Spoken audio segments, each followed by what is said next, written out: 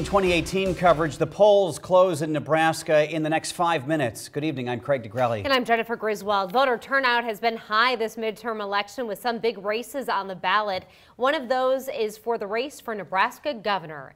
Democrat State Senator Bob Krist is running against incumbent Pete Ricketts. Jake Wazikowski is joined by the governor right now live at his watch party at the Regency Marriott. Jake? Yeah, guys, Governor Ricketts voted this morning. He also was stumping a little bit on the phones for some state senators, and is nice enough to join us for a few minutes here. Now, Governor, first numbers starting to come in right now. How do you feel going into 8 p.m. when the polls close? Well, we're very excited to see what the results are. Our team has been working very hard since the primary. We've got a great group of volunteers. We've got a great team. So I'm really looking forward to seeing how this is all going to turn out, but we're very confident. 4 years ago, we were in Lincoln together, now coming in as the incumbent 4 years later. You know, what's different this time around for you? Well, I think one of the things is obviously I've got the experience of being governor for 4 years. So we've already got the foundation laid for how we can continue to grow the state. You know, we've seen tremendous job growth. We've got low unemployment. We've seen great investments, literally billions of dollars of investments and thousands of jobs created. And now what we want to do is continue to build upon that to get even more success over the course of the next 4 years if I get reelected. Your opponent was saying that you've done things to, to create tax breaks, but it's mostly for corporations and some of the wealthy. What do you think when you hear that? Well, of course, that's just simply false. If you look at the legislation, I've worked with the legislature to introduce every year I've been governor. We've talked about property tax relief. Last 2 years, our bills have been stalled in the legislature because of filibusters, in part led by my opponent. But this last bill we had this year was a great bill. It would have been a 20% reduction in your property taxes with the rebate coming back from the state. And like I said, unfortunately, that got filibustered. So we're going to continue to work with the senators to find what is that formula to get a bill to my desk. You know, many of the things you've accomplished, still probably a lot more. What's on the table, you know, if you do get elected or re-elected here again, what's on the table going forward? Well, again, property tax relief, continue to focus on that. We got to continue to grow our state, and part of that's going to be around workforce development, making sure our young people know about the great careers we have available right now in our state. Our employers have jobs out there. If you've got the right training, we want to make sure our young people know about that so they can take those great career opportunities so they can enjoy the good life here in our state. And you're not necessarily worried just about yourself in terms of re-election, but many other Republicans, GOP here as well. You worried about possibly a late night tonight with so many close races? Well, certainly I think that's one of the things you see. There's been a lot of turnout, so we don't know how this is all going to go. And we got a lot of legislative races that we've been working on, so there could be some close races that go late into the night. All right. Governor, thank you so much for your time, and best of luck tonight. Yeah, again, those numbers coming in shortly, and as you heard from the governor, pretty excited, optimistic about what's going to happen tonight. So, guys, we'll send it back to you. Reporting live from Regency, Jake Wazikowski, 3 News Now.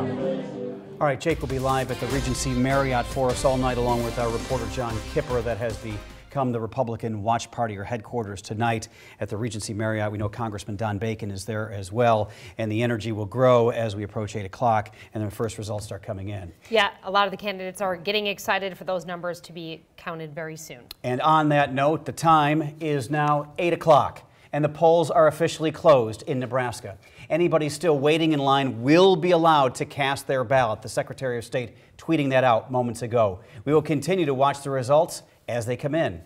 There are a number of big races on the ballot. Nebraska's 2nd congressional district is one to watch. Incumbent Republican Congressman Don Bacon holds a slight favor over Democratic challenger Kara Eastman in early polling. A Nebraska U.S. Senate seat is also up for grabs. Incumbent Republican Senator Deb Fischer is hoping for a second term. Democrat Jane Raybould is the challenger there. Again, in the governor's race, Governor Pete Ricketts is facing Democratic challenger Bob Krist. Across the river in Iowa, Governor Kim Reynolds is facing Democratic challenger Fred Hubbell.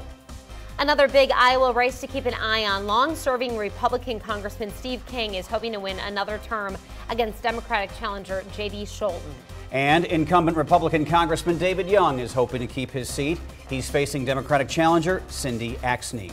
Here in Nebraska, just moments ago, we saw Governor Pete Ricketts making his case for re-election. His Democratic opponent is Bob Krist. Let's go live to reporter Shante Passmore at the Krist Watch Party at 60th and Grover. Shante. Craig and Jenny, right when 8 o'clock struck, we did hear a few cheers, a lot of big races in the state of Nebraska, with polls now officially closing, of course, including the gubernatorial race. And here joining me this evening is Senator Lynn Walz, one half of the Chris Walz ticket for the governor's seat. And Senator Walz, how are you feeling this evening now with polls officially closing? You know what, we feel very optimistic. We have worked so hard the last 15 months, traveling across Nebraska, going to communities and meeting with people one-on-one and in group situations. Just knowing the fact that we have worked so hard and that we've done our best on this campaign, we feel real optimistic.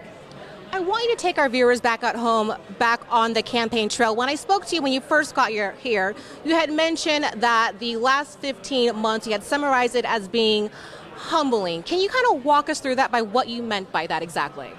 You know, we have visited communities from southern Nebraska to western Nebraska, all over the place, and each community is different, and each community has their own struggles, and to hear those struggles is very humbling.